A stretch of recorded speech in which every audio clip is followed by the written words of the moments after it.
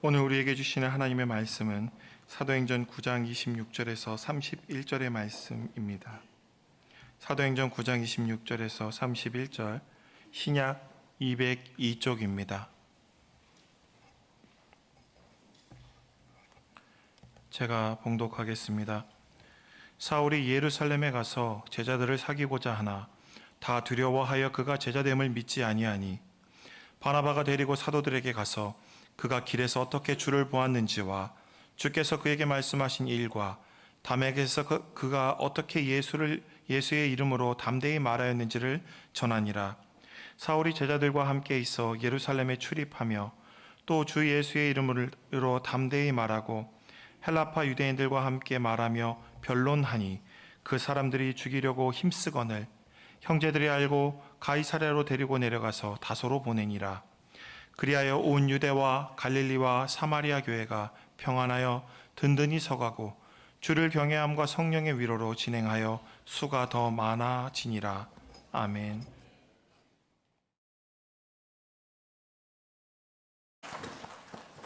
찬양하라 높으신 권세를 찬양. 우리 주님께서 우리를 위하여 십자가에 죽으신 그 은혜가 우리 가운데 큰 은혜인 줄 믿습니다. 주님의 은혜가 여러분에게 십자가의 그 은총이 여러분 가슴 속에 늘 있기를 간절히 축복합니다. 작년 겨울 12월 달인데요.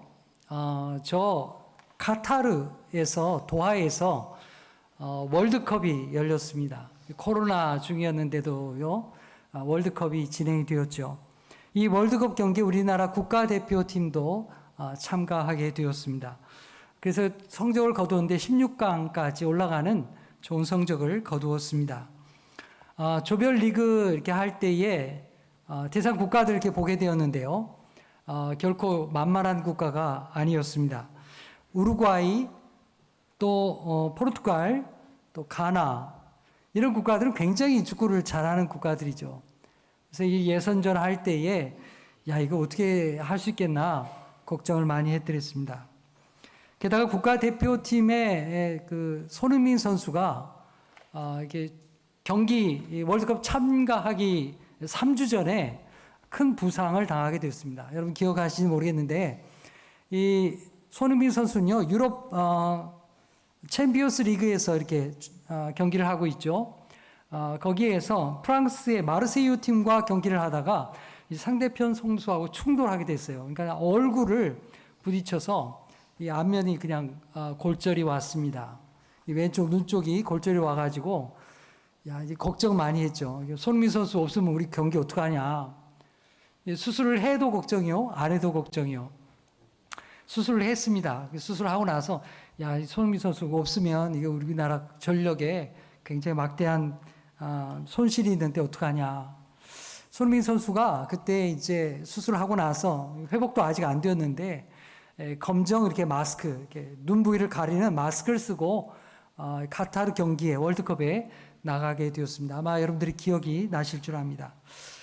조별리그 3차전을 할 때 포르투갈과 경기를 하게 되었어요. 그 경기에서 손흥민 선수는 뭐 최선을 다해서 그때까지 우리가 굉장히 어려웠죠. 이게 나갈 수 있느냐 어려움 중에 있었죠. 경기는 후반전까지 다 끝났습니다. 후반전 45분 다 끝나고요. 점수는 1대1이 되었습니다. 먼저 이렇게 골을 당해가지고 겨우 회복해서 1대1 만들어 놨는데 후반전 다 끝났어요. 이제 추가 시간을 6분을 주었습니다. 손흥민 선수는 상대편 포르투갈 팀이 우리나라 그 진영에서 이게 코너킥을 이렇게 하게 됐을 때 코너킥을 방어해가지고 골이 흘러나왔어요. 놓치지 않고 손흥민 선수가 그 골을 잡고요. 단독으로 이렇게 질주를 하게 됩니다. 드리블을 해서 그 중앙선을 넘고 해서 막 상대편 진영까지 질주를 했어요. 그리고는 아주 멋지게 아주 결정적인 어시스트를 하게 됩니다. 누구한테 했느냐? 황희찬 선수한테 이게 어시스트를 했어요. 황희찬 선수가 그걸 놓치지 않고 상대편 골대 탁 하고 꼽아 넣었어요. 얼마나 기가 막힌 순간입니까? 그래서 우리 국민들 완전히 열광을 했죠. 거의 이게 이길 수 없다 생각을 했는데 결정적으로 이렇게 골을 넣게 되었습니다. 그래서 역전을 하게 됐어요. 그래서 결국에 16강에 진출하게 되었던 것이죠. 여러분, 축구에서 골을 넣어서 득점을 얻는 것 당연히 귀한 공적이죠. 그러나 여러분, 그거 못지않게 이 어시스트를 잘하는 것, 이것도 아주 공격 포인트로 인정받는다는 사실을 여러분이 알고 계십니까? 여러분, 이 어시스트, 이 도움이라고 하죠, 우리말로. 이 도움이라고 하는데 이 어시스트도 굉장히 중요한 겁니다. 결정적인, 이 손흥민 선수가 그때 이게 중요한 어시스트를 했잖아요. 이것이 굉장히 중요하게 인정을 받았습니다. 이 카타르 월드컵에서요, 경기가 다 끝나고, 전체 모든 경기가 끝나고, 그 가운데서 가장 뛰어난 어시스트가 무엇이었냐? 그 가운데 탑5 안에 손흥민 선수의 어시스트가 뽑히게 되었습니다. 그만큼 중요한 승리에 도움이 되었던 것이죠. 여러분, 이렇게 다른 사람을 도와주고 세워주는 이런 어시스트는 정말 멋진 일입니다. 오늘 성경 말씀에도 다른 사람을 이렇게 어시스트해서 아주 귀하게 세워준 그런 믿음의 사람이 등장합니다. 그런 다른 사람이 꺼려하는 사람, 그러나 분명히 예수님을 영접하고 귀하게 쓰임받을 수 있었던 변화된 바울을 그렇게 인도했던 사람이었습니다. 바로 이 사람이 누굴까요? 오늘 말씀에 나오는 바나바라는 사람입니다. 만일 그가 없었다면 바울 사도의 선교 사역에 있어서 아주 심각한 어려움을 겪게 되었을 것입니다. 자, 오늘 본문 말씀 26절 첫 부분은 이렇게 시작이 되어집니다. 사울이 예루살렘에 가서, 여러분, 이 말씀만 놓고 보면 예수를 만났던, 다메섹 도상에서 예수를 만났던 바울이 다메섹에서 곧바로 예루살렘으로 간 것처럼 여겨지게 됩니다. 하지만 사실은 그렇지가 않았어요. 갈라디아서 1장 17절로 18절의 말씀 보면 이렇게 기록하고 있습니다. 우리 함께 읽어볼까요? 시작. 또 나보다 먼저 사도된 자들을 만나려고 예루살렘으로 가지 아니하고 아라비아로 갔다가 다시 다메섹으로 돌아갔노라. 그 후 3년 만에 내가 게바를 방문하려고 예루살렘에 올라가서 그와 함께 15일을 머무는 동안. 네. 바울은 다메섹에서 예수님을 만나게 되었죠. 부활하신 예수님을 만났습니다. 그리고 바로 예루살렘으로 간 것이 아니라 3년 후에 갔다고 기록하고 있어요. 방금 전에 이거 말씀이 그렇게 나오죠. 자, 3년 동안 어디 있었다고 말하고 있습니까? 어디라고 했어요? 방금 전에 읽었는데 기억이 잘 안 나시죠? 아라비아에 있었다는 겁니다. 아라비아에. 자, 아라비아가 여러 동네일 텐데 도대체 어디 있었을까? 거기에 대해서는 고린도 후서 11장 32절 33절 말씀에 그 내용이 간단하게 나옵니다. 거기에 보면은 바울이 어디가 있었냐면 사해 동쪽 그리고 남쪽, 오늘날에 와서는 사해 동남쪽 이 지역은 어느 나라냐면요, 요르단입니다. 오늘날의 국가는 요르단이에요. 근데 그 고대의 국가 이름은 당시에 뭐였냐면 나바테아 왕국이라는 그런 왕국이 거기에 세워져 있었습니다. 사해 동남쪽에 거기에 나바테아 왕국이 있었는데요. 바로 거기에 바울이 있었던 것입니다. 자, 여기에 이 나바테아 왕국에는요, 오늘날에 유명한 관광지가 있습니다. 그 도시가 있는데, 고대 도시가 있는데 뭐냐면 바로 페트라라고 하는 곳입니다. 여러분 혹시 페트라라는 곳 들어보셨어요? 영화에도 가끔 나옵니다. 다큐멘터리도 나오기도 하고요. 아주 멋진 고대 도시입니다. 물론 지금은 그냥 고대 건물들, 암벽들 이런 것들만 남아 있습니다. 바울은 그곳에서 하나님의 말씀을 연구하고 기도하고 경건의 훈련을 쌓았습니다. 그뿐만 아니라 이 나바테아 왕국에서 예수 그리스도의 복음을 증거하게 됩니다. 그러다가 그는 다시금 예수님을 만났던 다메섹으로 올라가게 되었던 것입니다. 철저한 유대교의 신봉자였던 이 바울이 다메섹 도상에서 예수를 만나고 그는 그리스도의 사람, 그리스도인이 되었습니다. 3년간 아라비아에 있다가 다메섹으로 돌아간 것이죠. 그러나 바울은 조용히 혼자 예수 믿는 사람이 아니었습니다.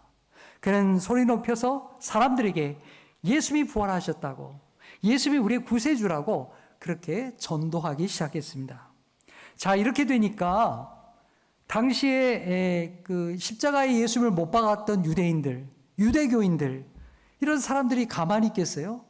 바울이 정말 밉지 않겠습니까? 야, 저 사람 저 위험한 인물이다. 저 사람 그냥 내버려두면 안 되겠다. 그런 마음을 유대교인들이 갖게 되었던 거죠. 다메섹에 있던 유대교인들이 그런 마음을 가졌습니다. 그래서 저 남쪽에 있었던 나바테아 왕국의 관리들과 그리고 다메섹에 있던 유대교도들이 합심해서 바울을 없애버리려고 계획을 세우게 됩니다. 길목과 성을 지키면서 바울이 나타나기만 하면 그를 붙잡아서 죽이려고 계획했던 것이죠. 자, 놀랍게도 하나님께서는 이 사실을 그 믿음의 형제들에게 알려주었습니다. 그래서 이 믿음의 형제들이 바울에게 얘기한 거예요. 지금 위험한 상태에 있다고. 당신이 다메섹에 계속 있으면 어려움을 겪게 될 거라고. 그래서 그들은 방법을 강구했습니다. 길을 통해서 가지 못하니까 어떻게 했겠어요? 성을 넘어갈 수 있도록, 월담할 수 있도록, 성벽을 넘어가도록 그들은 광주리를 크게 만들고요. 거기에 바울을 달아서 이 성을 내려가도록, 도망칠 수 있도록 그렇게 인도해 주었습니다. 그 모든 과정에 하나님의 은혜가 있었죠. 자, 이렇게 해서 아라비아 지역과 다메섹에서 있었던 이 바울이 3년 만에 마침내 예루살렘으로 오게 되었다는 사실입니다. 여러분, 얼마나 감회가 새롭겠습니까? 3년 전에는 바울이 어떤 사람이었어요? 예수를 박해하고 믿는 사람을 잡아들이는 그런 사람이었습니다. 그런데 그가 예수를 만나면서 변화되어서 완전히 새 사람이 되어서 예루살렘에 돌아오게 된 것입니다. 얼마나 새로운 마음이 들었겠습니까? 기쁜 마음으로 오게 된 거죠. 자, 그런데 오늘 26절 말씀 보면 상황이 좀 다릅니다. 자, 26절 말씀 우리가 함께 읽겠습니다. 시작. 사울이 예루살렘에 가서 제자들을 사귀고자 하나 다 두려워하여 그가 제자됨을 믿지 아니하니. 자, 바울이요 예루살렘에 간 까닭이 무엇일까요? 예루살렘에 있는 예수의 직계 제자들, 사도들과 교제를 나누기 위해서, 제자들과 사귐을 갖기 위해서 예루살렘에 간 거예요. 이 사귐은 단지 얼굴을 알고 저 사람이 바울인가 보다 이렇게 지내려고 하는 게 아닙니다. 바울과 신앙의 아름다운 교제를 나누고 바울을 인정해주고 또 바울이 사도로서 인정을 받으면서 그렇게 복음의 전도의 사역을 감당하기 위해서 예루살렘에 간 거예요. 그러니까 예루살렘 공동체, 예수의 직계 제자들, 사도들과 아주 아름다운 관계를 이루어야만 선교 활동을 갈 수 있지 않겠어요? 그러기 위해서 예루살렘에 간 것입니다. 그런데 바울의 기대와는 달리 예루살렘의 제자들은 바울을 전혀 받아들일 준비가 되어 있지 않았습니다. 두려워했어요. 뿐만 아니라 바울이 예수님을 믿게 되었다는 그 사실도 확신할 수가 없었습니다. 그들은 여전히 바울을 의심했죠. 예루살렘에 돌아온 바울이 얼마나 낙심이 되었겠습니까? 그런데 놀랍게도 오늘 말씀 28절과 29절 상반절을 보게 되면 놀라운 변화를 보게 됩니다. 자, 28절과 29절 상반절 우리가 함께 읽겠습니다. 시작. 사울이 제자들과 함께 있어 예루살렘에 출입하며 또 주 예수의 이름으로 담대히 말하고 헬라파 유대인들과 함께 말하며 변론하니. 거기까지 보겠습니다. 자, 바울을 꺼리고 불신하던 예수님의 제자들, 그들이 어느새 바뀌었어요? 바울을 받아들이고 바울과 함께 기뻐하면서 예수의 복음을 함께 증거하고 있다 이 말이에요. 얼마나 놀라운 변화입니까? 바울을 믿지 않던 예루살렘의 제자들이 어떻게 이렇게 달라지게 되었을까요? 어떻게 이렇게 변화가 되었을까요? 그 내용이, 그 사이에 있는 내용이 바로 27절의 말씀입니다. 어떻게 바뀌었느냐? 자, 27절 함께 읽겠습니다. 시작. 바나바가 데리고 사도들에게 가서 그가 길에서 어떻게 주를 보았는지와 주께서 그에게 말씀하신 일과 다메섹에서 그가 어떻게 예수의 이름으로 담대히 말하였는지를 전하니라. 아멘. 제자들이, 예수님의 직계 제자였던 제자들, 이 사도들이 바울을 신뢰할 수 있도록 연결해주고 어시스트해 주었던 그 사람, 바로 바나바가 있었기 때문에 가능한 일이었다는 것입니다. 그는 직접 바울을 데리고 사도들에게 갔습니다. 자, 대면 하니까요. 바울을 자기가 데리고 직접 간 거예요. 그리고 다메섹에서 바울에게 무슨 일이 있었는지를 사도들에게 이야기하는 겁니다. 쭉 이야기를 하고요. 바울이 그동안에 부활하신 예수를 만나고 지난 3년 동안 어디에서 무엇을 했는지, 또 돌아와서 다메섹에서 어떻게 복음을 전도했는지를 사도들에게 얘기를 하는 거예요. 그 사도들이, 그리고 예루살렘에 오기 직전에 또 다메섹의 유대교도들이 이 바울을 죽이려 했던 사건들과 거기서 무사히 이렇게 예루살렘까지 도착한 그 모든 과정을 자세하게 얘기해 주었습니다. 갈라디아서 1장 18절 19절 보면 이때 바나바가 바울을 데리고 가서 만난 인물이 누구였던가 그걸 얘기하고 있어요. 바울이 가서 바나바가 데리고 가서 만나게 한 인물은 예루살렘 교회 수장이라고 할 수 있는, 대표자라고 할 수 있는 예수님의 동생 야고보, 그 사람이 대표자였습니다. 지도자였어요. 그리고 예수님의 수제자 베드로, 이 사람을 만나게 했던 것입니다. 바나바가 야고보와 또 베드로를 통해서 바울을 소개하고 그렇게 만나게 해 주었던 것이죠. 그렇게 연결해 주었습니다. 자, 예루살렘에 있던 제자들 다 두려웠잖아요. 그런데 이제 바울을 이제 만난 베드로와 야고보를 통해서 그들의 두려움이 점차 누그러지게 되었습니다. 그 불신이 점차 사라지게 된 것이죠. 그리고 마침내 바울을 신뢰하고 그리스도의 복음을 증거하는 사도로서 바울을 받아들이게 되었다는 사실입니다. 이렇게 바울은 사도들과 함께 바울이 교제할 수 있도록 연결해 준 사람, 다리 놓아 준 사람, 바나바죠. 이 바나바야말로 이 선교 역사에 아주 중요한 역할을 감당했던 하나님의 사람이었다는 것입니다. 여러분, 오늘 우리는 이 말씀을 보면서 한 가지 질문을 하게 됩니다. 왜 예루살렘에 있었던 제자들, 사도들은 당사자인 바울의 말은 듣지 않다가 바나바의 말은 듣게 되었느냐 하는 것입니다. 똑같은 내용이잖아요. 바울에 대해서 똑같은 얘기를 하고 있는데 당사자 얘기는 제가 안 믿는 거예요. 그런데 바나바가 얘기했을 때 그 말을 이해하고 받아주었다는 사실입니다. 자, 왜 그랬을까요? 그것은 그동안 그들이 살아온 삶의 내용이 달랐기 때문이죠. 자, 먼저 바울을 볼까요? 사도행전 7장과 8장의 내용을 보면 3년 전에 예수님 만나기 전에 바울이 어떻게 살았는지를 기록하고 있습니다. 사도행전 7장에는 예루살렘 교회에 안수받았던 이 스데반 집사가요, 나가서 복음을 전도했어요. 유대교인들한테 복음을 증거했습니다. 예수님이 부활하셨다고 그렇게 복음을 증거했습니다. 그러니까 유대교인들이 얼마나 듣기 싫어했겠어요. 그래가지고 그들이 돌을 들어서 스데반 집사를 돌로 쳤습니다. 바로 그 자리에 바로 바울이 있었고요. 유대교도들이 돌팔매질을 할 수 있도록 겉옷을 맡아주는 역할을 바울이 했습니다. 그리고 자신 또한 스데반 집사가 죽어마땅하다고 생각했어요. 선동하는 일에 같이 참여했습니다. 그런 일을 한 사람이 바로 바울이었다는 사실입니다. 그리고 사도행전 8장 3절에 이렇게 기록합니다. 사울이 교회를 잔멸할 새 각 집에 들어가 남녀를 끌어다가 옥에 넘기니라. 여러분, 이것이 바울 사도의 3년 전의 모습이었어요. 그런 철저한 유대교인으로서 예수 믿는 사람을 박해하고 잡아들인 일을 했던 것입니다. 그가 교회를 잔멸했다고 했죠. 여기 잔멸하다는 단어는요, 마치 뭐와 같냐면, 여러분 산 밑에 이렇게 밭을 잘 가꿨어요. 밭농사를 잘 해가지고 고추도 심고 옥수수도 심고 여러 가지 과일도 심고 여러 가지 잘 가꿨는데 어느 날 멧돼지가 내려와가지고요, 이 밭을 아주 쑥대밭을 만드는 거예요. 다 짓밟아가지고 못쓰게 만들어버리고 다 해집어놓고. 여러분, 이게 여기 오늘 말씀에 나오는 짓밟는다는 뜻이에요. 마치 멧돼지가 내려와서 모든 밭을 못 쓰게 만들어버린 것처럼 바울이 그렇게 교회를 짓밟고 교인들을 마구마구 잡아가는 그런 악한 사람이었다는 것입니다.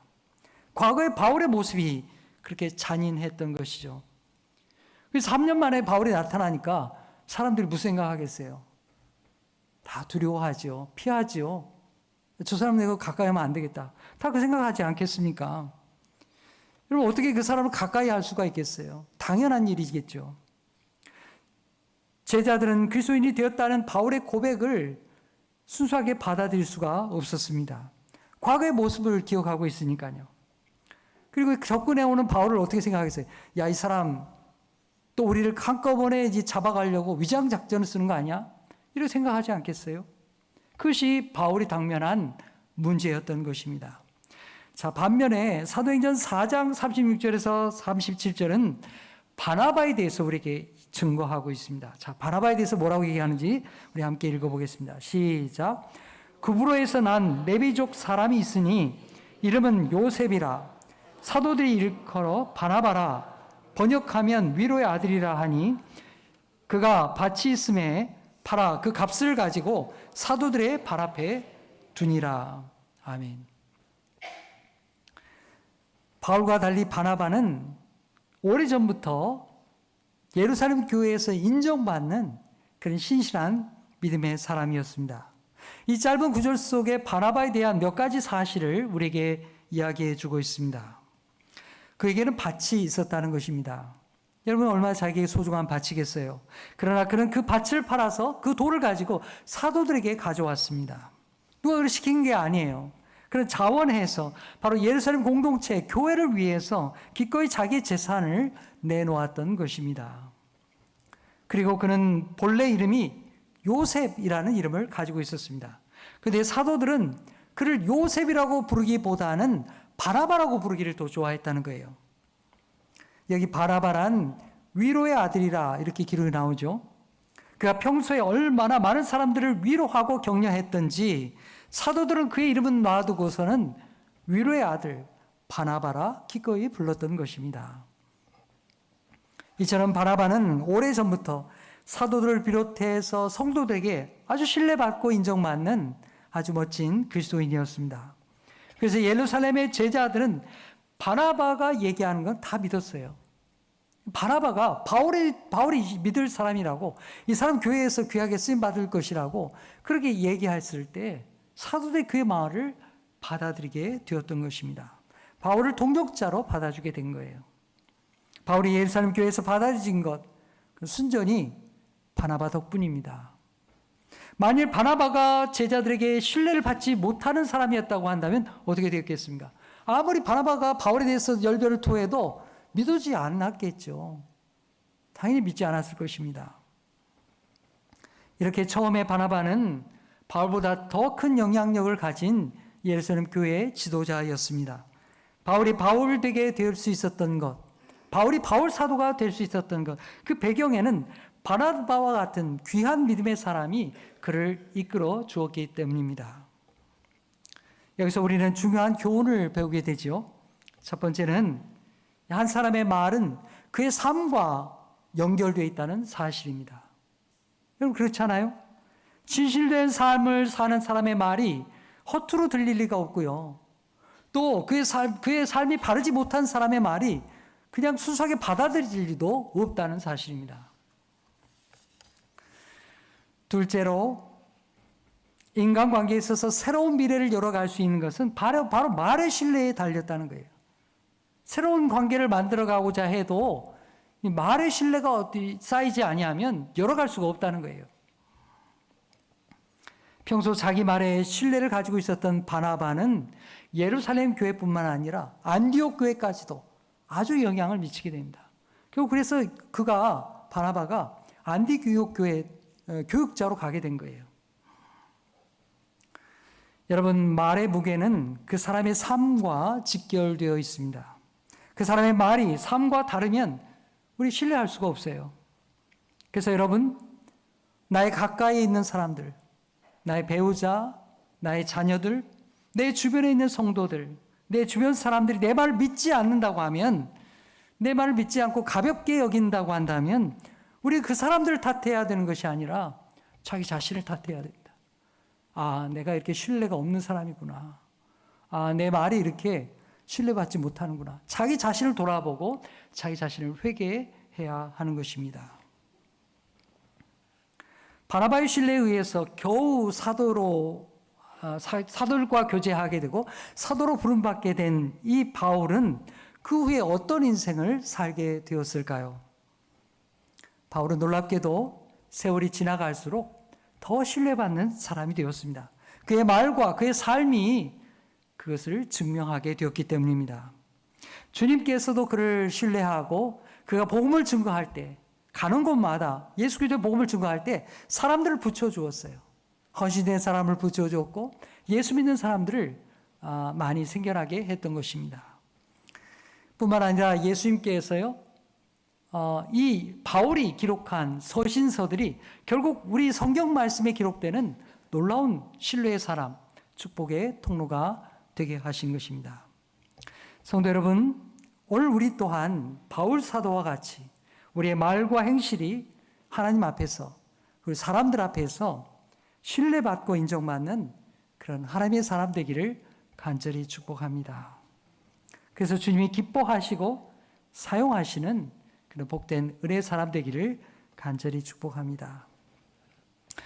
여러분, 이제 우리는 바나바를 바라보면서 우리 또한 믿음의 사람을 세워주는 사람, 그리고 믿음의 사람을 잘 어시스트해주는 그런 믿음의 사람이 되기를 간절히 축복합니다. 바나바는 바울을 훌륭한 인물로 세워주었죠. 우리는 바나바를 통해서 주님의 사람을 세우는 방법을 우리가 배우게 되는 것입니다. 첫 번째는요, 좋은 만남을 주선해서 연결하고요, 또 교회에 정착할 수 있도록 세워주는 사람이 되어야 한다는 것입니다. 앞에서 보았듯이 바울이 예수를 만난 후에 예루살렘 교회에 정착할 수 있었던 것, 사도들과 관계를 맺고 이렇게 일할 수 있었던 것은 바로 바나바 덕분이었습니다. 과거의 모습 때문에 함께 교제할 수 없었던 이 바울을 바나바를 통해서 연결해주고 세워주었던 것입니다. 바나바가 그렇게 주선해 주었어요. 데리고 가서 얘기를 나누고 신뢰할 수 있는 사람인 것을 같이 보여주게 되었던 것입니다. 여러분, 오늘 우리도 그러해야만 합니다. 성도 여러분, 교회에 새로운 사람들이 오게 될 때에 그분들을 우리 교회에 잘 정착할 수 있도록 여러분이 그렇게 만남을 연결해 줄 수 있기를 바랍니다. 그게 바로 바나바의 역할입니다. 또 성도들 가운데 기도가 필요한 분들, 또 신앙의 성장이 필요한 분들, 또 외로운 분들, 또 1:1 제자의 양육이 필요한 분들, 성경부가 필요한 분들, 또 소급 관계가 필요한 분들, 이런 분들 여러분들이 파악을 하고 서로 연결해주고 권면하고 세워주는 그 믿음의 사람이 여러분이 되시기를 간절히 축복합니다. 그 만남을 이어주고 믿음을 북돋아주고 바로 바나바와 같이 교회 공동체 안에서 함께 성장할 수 있도록 세워주는 저와 여러분이 되기를 간절히 소망합니다. 둘째로요, 참여하고 함께 일할 수 있게 해서 그 사람을 세워주는 것입니다. 사도행전 11장 25절 26절 보면요, 바나바는 바울의 고향이었던 길리기아 다소까지 가게 됩니다. 오늘 우리가 읽었던 말씀 22절 말씀을 보니까 이제 예루살렘에서 사도들과 교제하고 나눴던 바울이 어디를 가게 되냐면요, 자기 고향 땅에 가게 됩니다. 고향으로 돌아가서 이 터키에 있는 튀르키에 있는 길리기아 다소, 거기에 가서 오랜 세월을 또 보내게 됩니다. 자, 이렇게 고향 땅에 가서 멈춰 있던 이 바울을 바나바는 잊지 않았습니다.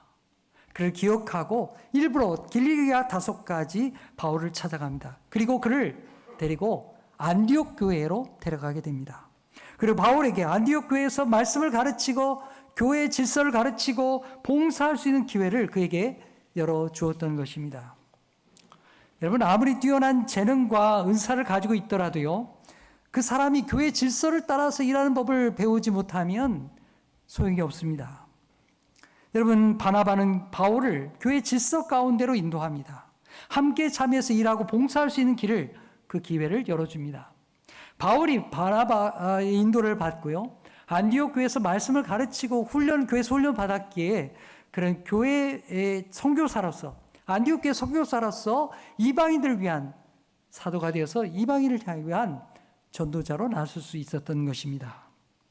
여러분, 이렇게 사람을 교회에서 세워가는 것, 또 연결하는 것, 또 교회 질서 가운데 인도하는 것, 이거 굉장히 중요한 일이라는 것을 우리는 기억해야 하겠습니다.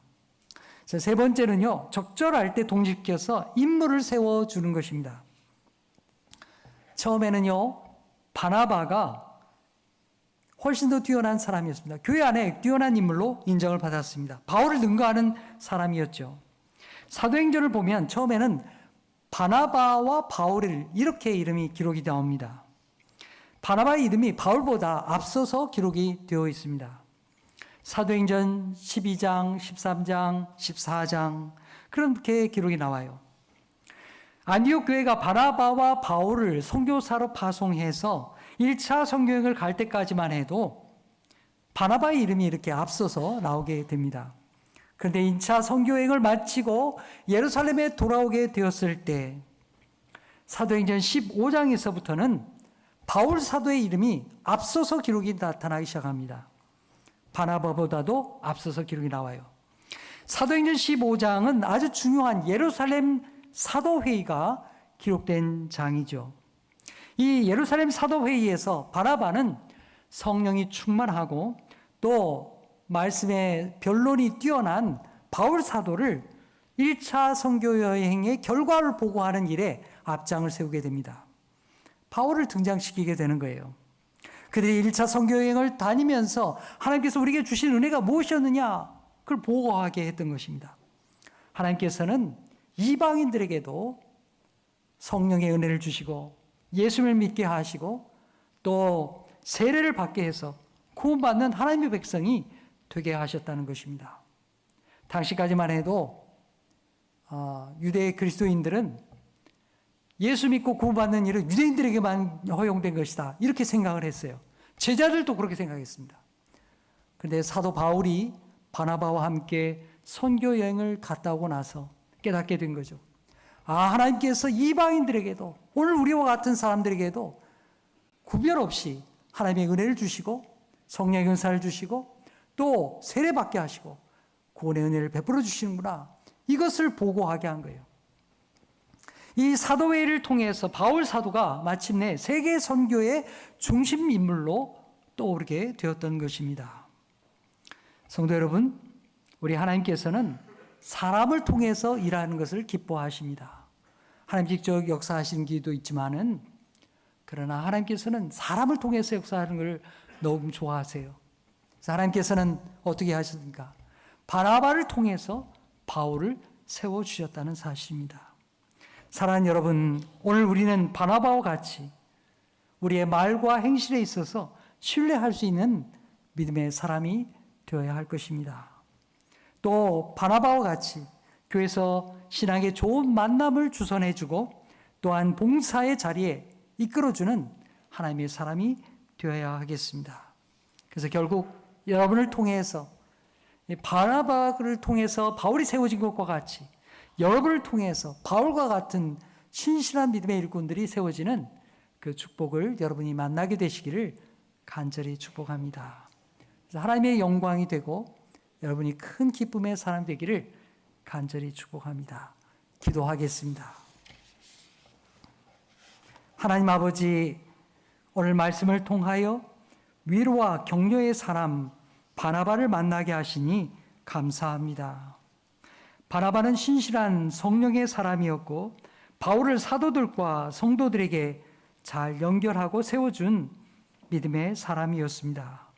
주님, 오늘 우리도 바나바와 같이 우리의 말과 행실에 있어서 사람들에게 신뢰받고 인정받는 그런 하나님의 사람 되게 하여 주시옵소서. 우리들도 바나바를 본받아서 위로와 격려의 사람이 되게 하여 주옵소서. 교회에서 성도들을 신앙의 교제로 연결하고 말씀을 가르쳐서 세워주는 그런 귀한 성도들이 되게 하여 주옵소서. 그리하여 성도들이 함께 참여하고 봉사하는 기쁨을 알게 하시고 내가 인도하고 세워준 그 사람이 나보다 더 귀하게 주님 앞에 쓰임받는 것을 보면서 함께 기뻐하는 믿음의 사람들 되게 하여 주옵소서. 예수의 이름으로 기도하옵나이다. 아멘.